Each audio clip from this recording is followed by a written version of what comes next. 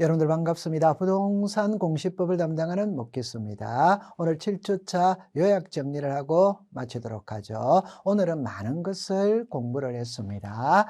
첫 번째 등기필 정보예요. 여기서는 등기필 정보 제공과 분실을 배웠어요. 등기필 정보 제공은 공동신청 및 성소한 등기 의무자가 판결서를 가지고 소유권 이전 등기할 때 등기필 정보를 신청 정보의 내용으로 제공을 합니다. 그러면 공동 신청이에요.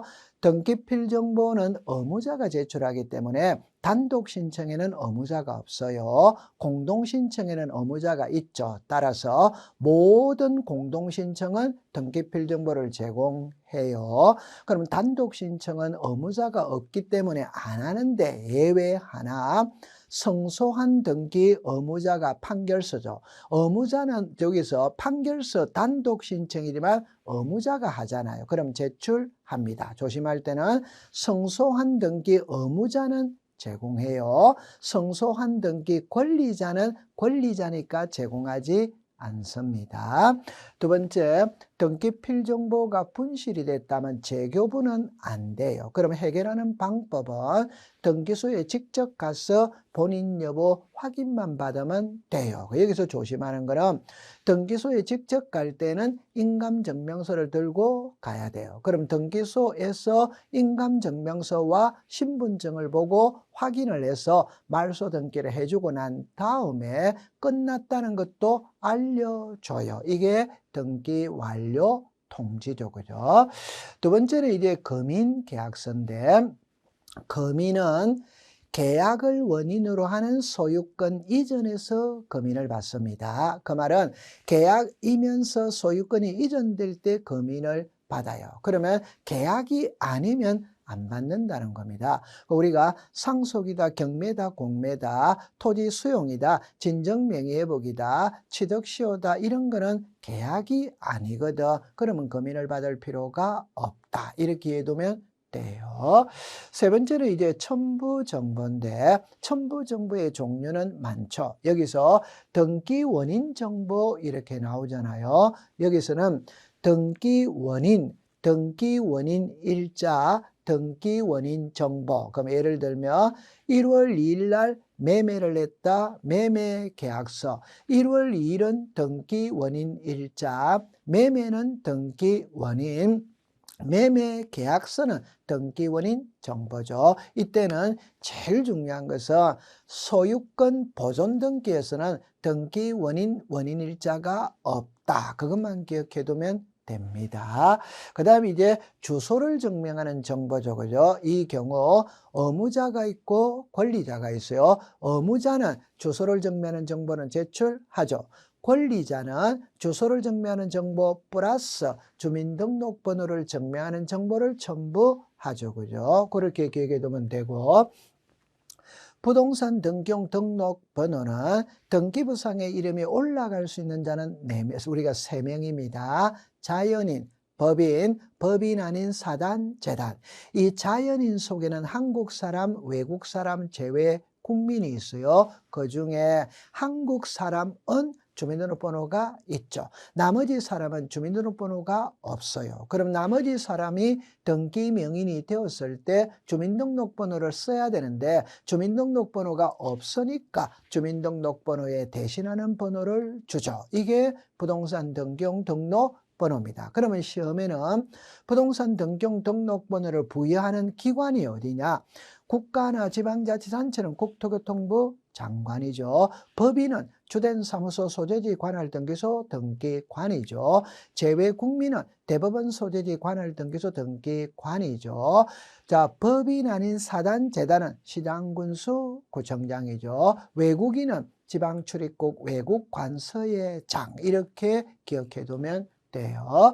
그 다음에 이제 인감이 나오는데, 여러분들이 인감은 자, 전자신청에는 인감이라는 말이 없습니다. 방문신청이에요. 그러면 우리가 확인서를 썼다, 협의서를 썼다, 동의서를 썼다, 승낙서를 썼다. 이 경우 마지막에 서명 날인을 하게 되죠. 이 날인이 인감도장이고 이 인감도장이 진짜인지 가짜인지를 확인하기 위해서 제출하는 게 인감증명서예요. 그럼 우리 법에서 인감증명서를 제출하는 경우는 크게 8개인데 7개를 공부하죠. 1번은 소유권의 등기 명인이 등기 의무자, 2번은 가등기 명인이 가등기 말소, 3번은 등기 필정보 분실. 이 1, 2, 3은 공정을 받아와도 인감 제출해야 됩니다. 그럼 4번에 분필특례 확인서, 5번에 합필특례 확인서, 6번에 상속재산 분할 협의서, 7번에 각종의 동의서, 승낙서의 동의자, 승낙자의 인감입니다. 이 4개는 공정을 받아왔다면 인감을 첨부할 필요가 없어. 두 번째는 대리인에게 등기 사무를 맡겼다면 1번, 2번, 3번, 6번, 이 6번이 상속재산 분할 협의서죠. 이 4개는 본인의 인감 플러스 대리인의 인감도 함께 제출해야 되죠. 그렇게 해두면 돼요.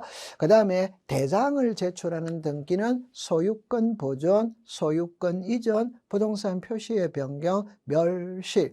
멸실의 경우에는 토지는 반드시 토지대장을 제출하고 건물은 건축물 대장 또는 건축물 대장 무등재 증명원을 제출해도 되죠. 도면이죠. 그죠? 도면은 부동산 일부이라면 도면은 무조건 따라가야 됩니다. 그 다음에 소유권 보존이죠.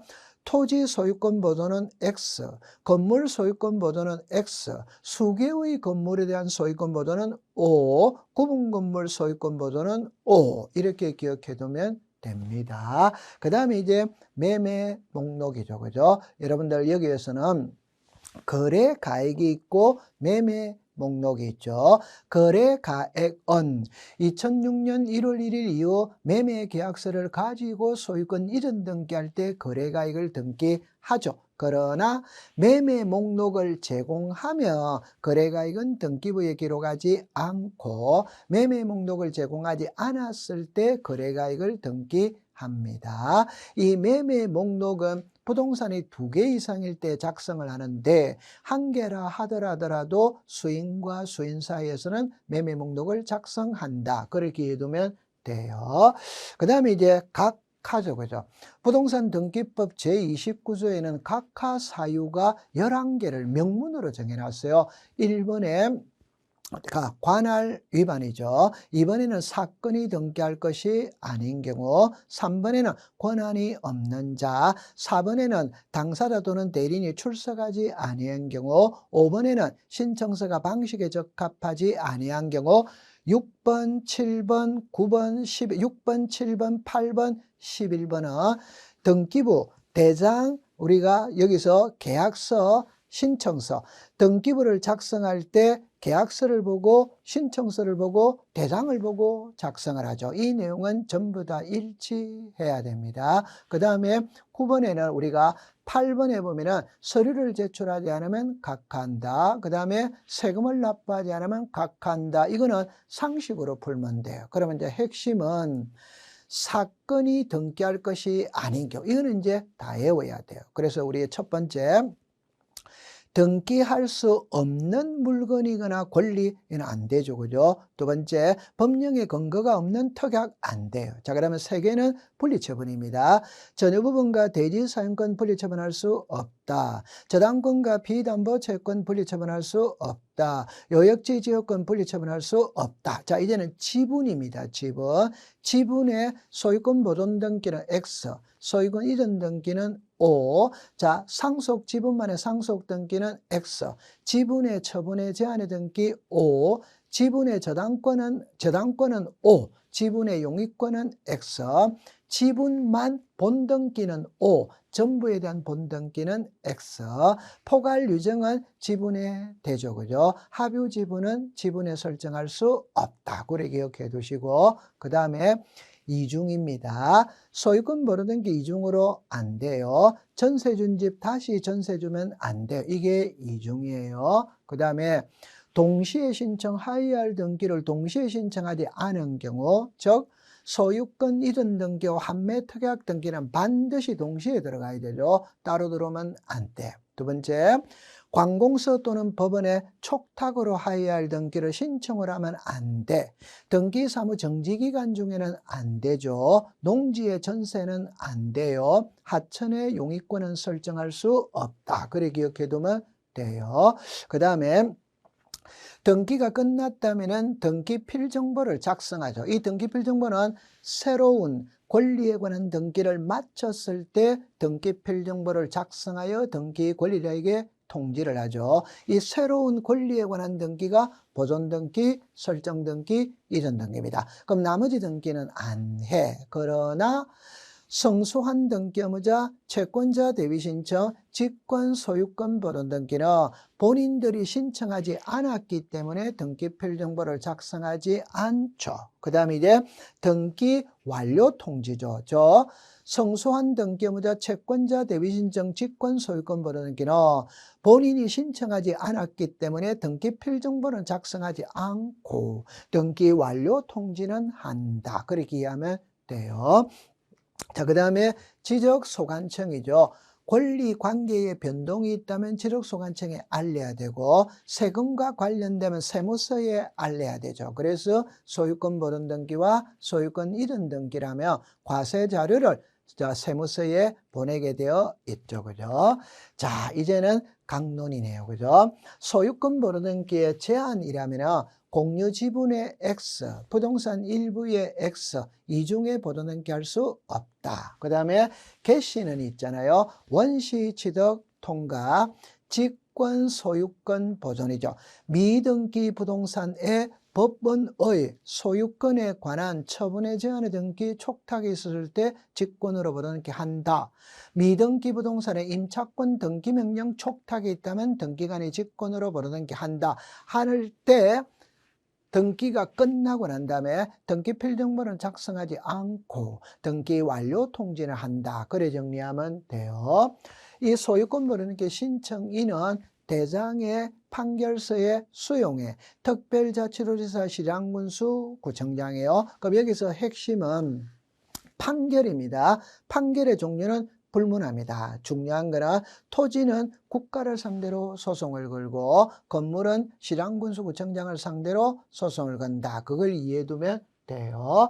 소유권 보존 등기는 등기 원인, 원인일자를 기재하지 않죠. 그죠? 자, 그 다음에 수용이네요. 수용을 원인으로 하는 소유권 이전은 단독이고 재결의 실효를 원인으로 하는 소유권 이전의 말소는 공동이고 수용을 하면은 직권으로 말소를 하는데 직권으로 말소 안 하는 세 개만 기억하면 되죠. 수용되기 이전에 상속등기, 수용되는 토지를 위해 존재하는 지역권의 등기, 토지수용위원회에서 재결로서 존속 인정된 권리는 말소하지 않는다. 자, 신탁등기의 신청정보죠. 순위번호는 하나, 신청정보는 하나, 신탁원본은 부동산마다 여러 개 제출한다. 이 등기 실행에서 수탁자가 여러 명일 때는 합유로 등기하고 수탁자의 고유재산이 되었을 때는 주등기로 한다. 그걸 기억해두면 되고 변경등기는 수탁자이라면은 직권으로 하는 것이고 수탁자의 해임이라면 법무부 장관이 촉탁을 하는 것이고 수탁자 해임의 재판이라면 법원의 촉탁으로 하는 거죠. 그 다음에 이제 마지막에 공유와 합유죠. 공유는 지분의 등기부에 표시가 되거든. 그러면 공유 지분은 이전할 수 있다, 상속이 된다, 감유가 된다, 저당권이 되는 거예요. 합유 지분은 등기부에 표시를 하지 않기 때문에 이전이 안 됩니다. 저당권이 안 되고 감유가 안 되고 상속이 안 돼요. 자, 여기서 중요한 거는 합유자가 변하면 소유권 이전 등기를 하느냐, 합유 명인 변경 등기를 하느냐. 합유는 지분을 표시하지 않기 때문에 합유자가 변하면 이전을 하는 게 아니에요. 변경 등기를 한다. 이렇게 정리해 두시면 됩니다. 그래서 오늘은 이 뒷부분이 중요한 것입니다. 자, 여러분들 같이 요약 정리했습니다. 고생했어요.